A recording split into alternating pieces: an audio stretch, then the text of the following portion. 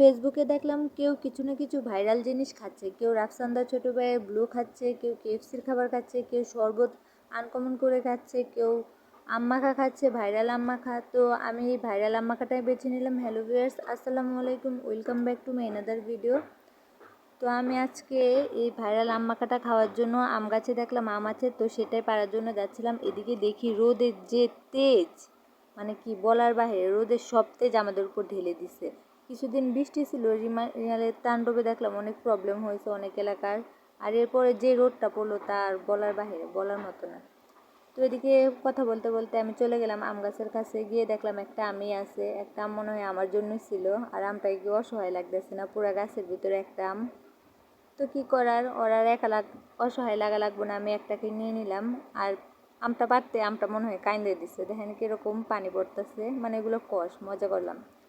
তো এদিকে আমটা আমি নিয়ে চলে আসলাম কাটার জন্য। তো আমটা ভালোভাবে কেটে নিচ্ছিলাম, কারণ আম মাখাটা আসলে খাওয়ার জন্য আমটা এভাবেই চেঁচে, অনেকে ছুরি দিয়েও কাটে, আমি আসলে ছুরি দিয়ে কাটা যায় না, কাটতে পারি না আর কি। তো এদিক দিয়ে ভালোভাবে আমটা কেটে নিচ্ছিলাম, তারপর এগুলো কুচি কুচি করে নিচ্ছিলাম, যাতে যে মশলাটা বানাবো ভাইরাল মশলাটা ওইটা যাতে ভিতরে ঢুকে, এই জন্য আমি ভালোভাবে কুচি কুচি কুচি কুচি করে কাটতেই থাকলাম। তো আবার মাঝখানে ফাল্টা পাল্টা দিয়ে নিচ্ছিলাম যাতে ভালোভাবে মশলাটা ঢুকে। আসলে এরকমভাবে ফাল্টা দেওয়ার ফলে কিছু কিছু, মানে যারা পারফেক্টভাবে কাটতে পারে তাদের পড়ে না, আর যারা হঠাৎ করে খায় তাদের কিছু কিছু আম ছুটতে যায়। থাক, সমস্যা নাই। তো ওই দিক দিয়ে আম কুচি কুচি করা শেষ, মানে বয়রা তো ভিতরে আসেই। আর বটিটায় অনেক ভূতা ছিল, মানে ধার ছিল না, এই ভূতা দাও দিয়ে আমার কত হাত কাটতে যায়, এই সেই কত সমস্যা হয়। আর এদিক দিয়ে আম কাটতে চায় না। তো যাই হোক, বলতে বলতে এদিকে আমার আম কাটা শেষ, আর এদিকে আমের মশলাটা বানিয়ে নিচ্ছিলাম। এর সাথে বিট লবণ, সাদা লবণ, মরিচের গুঁড়া, চিনি, পানি, সবচেয়ে ইম্পর্টেন্ট জিনিস হলো তেঁতুল। তেঁতুলের কথা শুনলেই মুখে পানি এসে যায়, তাই না? তো এদিক দিয়ে অল্প অল্প করে সব নিয়ে নিতেছিলাম।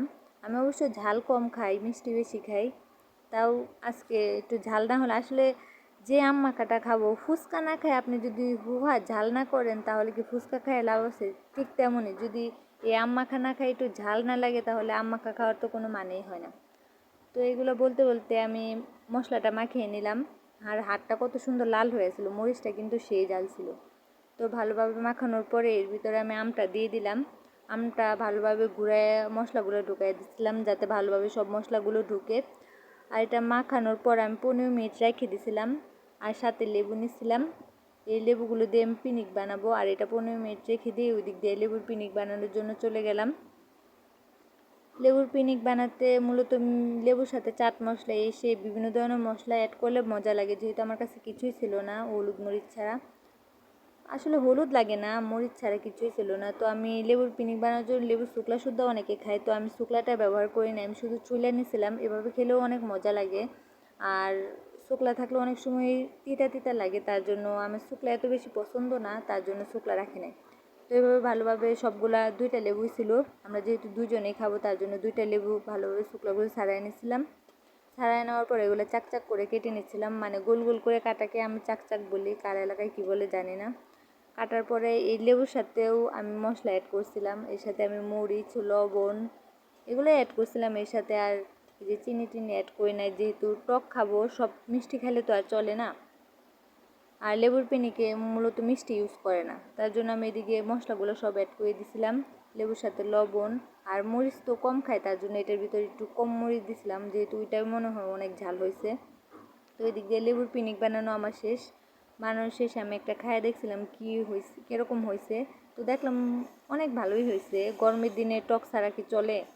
গরমের দিনে এগুলো ভর্তা বাড়তে অনেক ভালো লাগে, আর আমের দিনে তো আমের ভর্তা অনেক মজা লাগে। এটা খাওয়ার শেষে দেখলাম আমটাও অনেকক্ষণ ধরে মাইখা আছে, ওইটাও মনে হয় মেরিনেট হয়ে গেছে। তো আমটাও খাইয়ে দেখলাম, টকটা খাওয়ার পরে একটু মিষ্টিটা খাইলে তো অসাধারণ, পাগলা পানির মতো লাগতেছিল। তো কে কে এরকমভাবে গরমের দিনে ভর্তা বানিয়ে খান, সবাই কমেন্টে জানাবেন। আমার পেজটা নতুন, সবাই সাপোর্ট করে দিবেন। সবাই ভালো থাকবেন, আল্লাহ হাফেজ।